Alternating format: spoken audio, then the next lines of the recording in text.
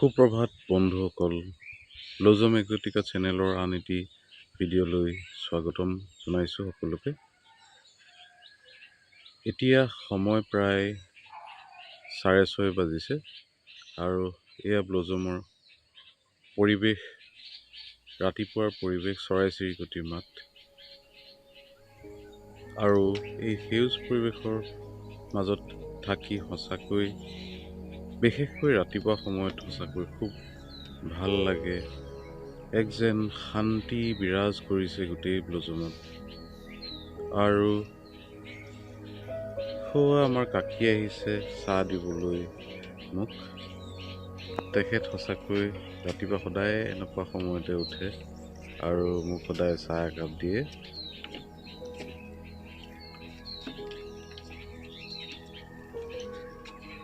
আচলতে চহৰ অঞ্চলত প্ৰায় এনেকুৱা সেউজীয়া গছ গছনিৰে ভৰা জেগাসমূহ লাহে লাহে নাইকিয়া হৈ আহিছে। তেওঁলোকৰ স্থান উচ্চ উচ্চ বিল্ডিং আৰু কনক্ৰিটেৰে ভৰা হৈ গৈছে। এই বাঁহ গছ যেন অকল গাঁৱতহে সোমাই আছে। হয়, চহৰত যথেষ্টখিনি ঘৰৰ প্ৰয়োজন, কাৰণ চহৰ অঞ্চলতে মানুহবোৰ বাস কৰে। তথাপিও যদি তাৰ মাজে মাজে কিছু গছ গছনি ৰোপণ কৰা হয়, তেতিয়া সঁচাকৈ এখন বেলেগ ধুনীয়া চহৰ যেন লাগিব। আৰু আমি সঁচাকৈ ধনী আজিৰ দিনত, আমাৰ যিহেতু গছ গছনিৰে ভৰা এই ডিব্ৰুগড়খন। সৰু বাগিচা এখনৰ ওপৰত আমি যিখিনি কাম কৰিছোঁ, সেইখিনি ৰাইজে যেনেকৈ আঁকোৱালি লৈছে, আমি যথেষ্টখিনি সাহস পাইছোঁ। আৰু ৰাইজৰ মৰম চেনেহে ভৰা এই ব্লজম এক্সোটিকা পাৰ্কখনত আমি আৰু কিছুমান কাম কৰি যাম বুলি ভাবিছোঁ মনত। কিন্তু যিয়েই নকৰোঁ কিয়, আমি যাতে গছ গছনিখিনি কোনো কষ্ট নাপায়, কোনো দুখ নাপায়, যাতে তেওঁলোকে ব্লজম এক্সোটিকাত আপোনালোকে যিমানবোৰ বাঁহৰ কাম দেখিছে, সেইবোৰ আমি হয় নলাৰ ওপৰত কৰিছোঁ, নহ'লে গছ গছনিৰ ওপৰত কৰিছোঁ।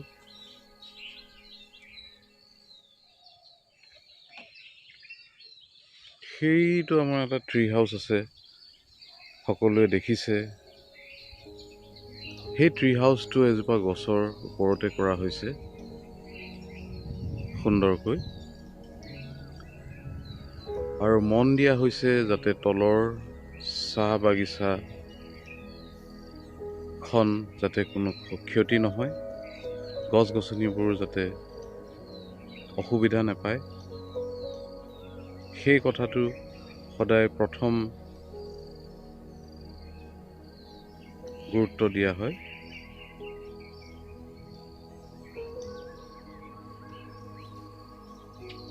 এয়া চাওক, এটি সঁচাকৈ শান্তিময় পৰিৱেশ ব্লজম এক্সোটিকাত।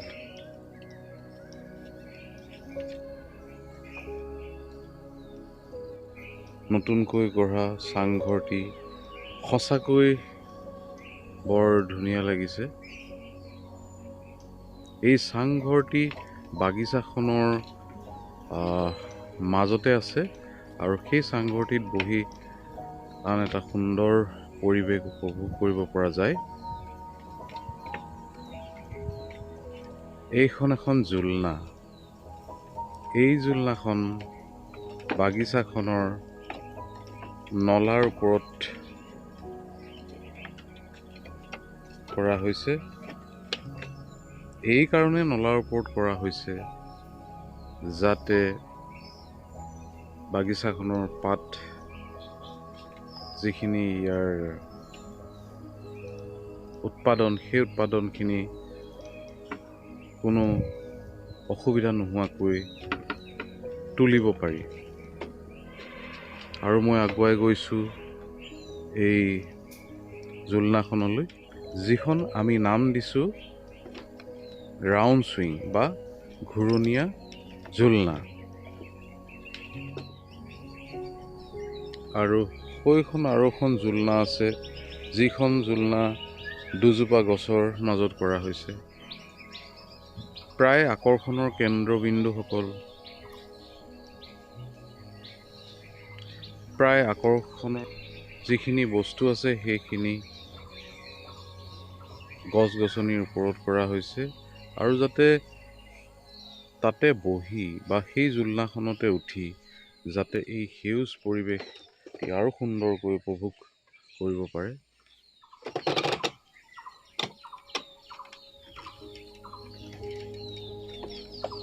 আপোনালোকক এই জোলনাখন উঠি এই সেউজ পৰিৱেশ চাৰিওপাশে কেনেকুৱা হৈ থাকে তাকে কিছু দৃশ্যাংশ দেখাবলৈ চেষ্টা কৰিম।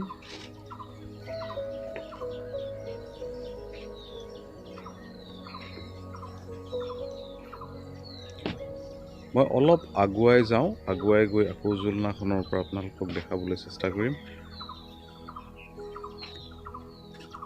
দেখিছে এই সেউজ পৰিৱেশ কিমান যে ধুনীয়া, কিমান মোহনীয়া। আৰু সেইখন আমাৰ ওলমা দলংখন, এই ওলমা দলংখন দুজোপা গছৰ মাজতে কৰা হৈছে। ঠিক অৰুণাচল লিকাবালিত যেনেকৈ ওলমা দলং নদীৰ ওপৰত আছে, আমাৰো এইখন ওলমা দলং দুজোপা গছৰ মাজত আছে। আৰু সেই দুজোপা গছৰ মাজত যিটো সংযোজন কৰা হৈছে, ই এটা সঁচাকৈ ব্যতিক্ৰম লৈ মনত পৰে। আৰু মই এতিয়া আপোনালোকক চাৰিওপাশ দেখাবলৈ চেষ্টা কৰিম। সঁচাকৈ এই সেউজ পৰিৱেশৰ মাজত ধুনীয়া ধুনীয়া আকৰ্ষণৰ কেন্দ্ৰবিন্দু যিবোৰ আমি বনোৱা হৈছে, এইখিনি সঁচাকৈ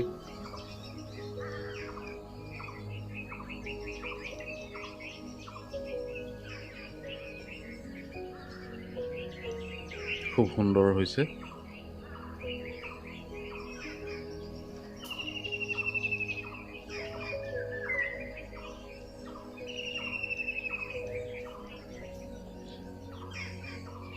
আজিৰ ভিডিঅ'টি মই এই জোলনাখনৰ পৰাই শেষ কৰিছোঁ, আৰু আগন্তুক দিনত আমি ব্লজমখন আৰু আপোনালোকৰ আগত দেখুৱাবলৈ যত্ন কৰিম।